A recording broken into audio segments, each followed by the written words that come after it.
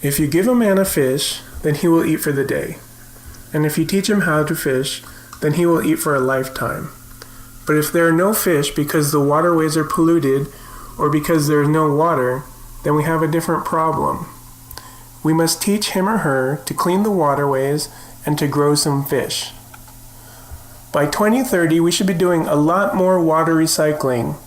One of the biggest challenges to water recycling is storage of gray water. We need puuWai. PuuWai is the Hawaiian word for water place. It is also the Hawaiian word for heart. By combining aquaculture with water recycling, we can create systems that teach people how to grow food and how to clean and manage their water supply. This will lead to more stable communities and help to fight diseases related to unclean water. It can also give us a method to clean the waterways of this planet. This is a simple gravity-feed water filter that can be used to remove particles and a UV filter which can destroy viruses and bacteria. I was recently thinking about what plants I might like to grow in the tribal community garden. Amongst other things, I would like to grow some water plants, and if we got really ambitious, I would like to learn how to grow some giant prawns.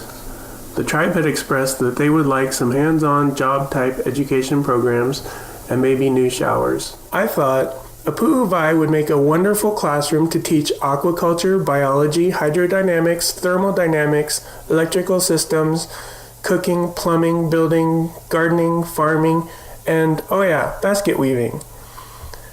It would also be a great reason and place to set up a water laboratory.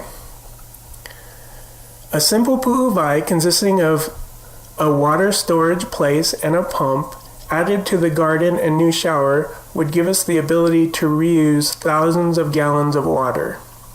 A water storage bag is another type of puuWai that can be filled with gray water from the showers and give us the ability to reuse and store even more water. If this was done with a greenhouse, we could also make a controlled climate and the garden would be more drought resistant. Let's take a look at the outdated and wasteful modern household design. Our human water needs are for drink, food, bathing, washing clothes, washing dishes, and flushing the toilet. The potable water comes in one pipe, and all of our wastewater goes out of another pipe. If we put a puuWai in and reuse the water from the washer machine or shower to flush our toilets, that would be the same as not having to use any water to flush the toilets in the old system. That would save a lot of water. This can be done with a small place to store water and a pump. We would probably want to control soaps and other stuff that is put into the water.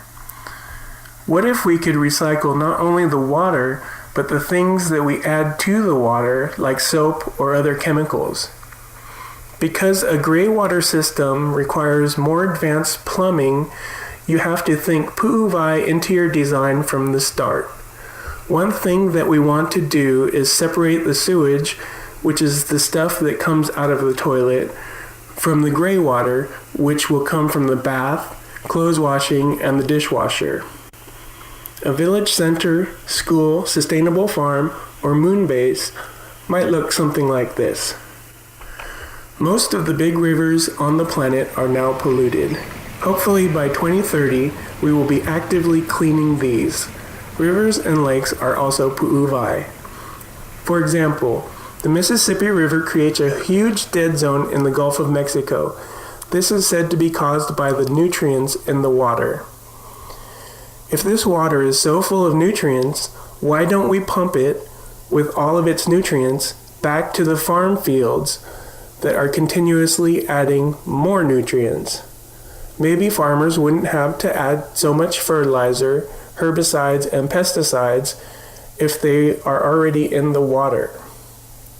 What if the chemical companies would recycle the chemicals that they sell by extracting them out of the river? Who doesn't like the idea of selling the exact same molecules to someone over and over again?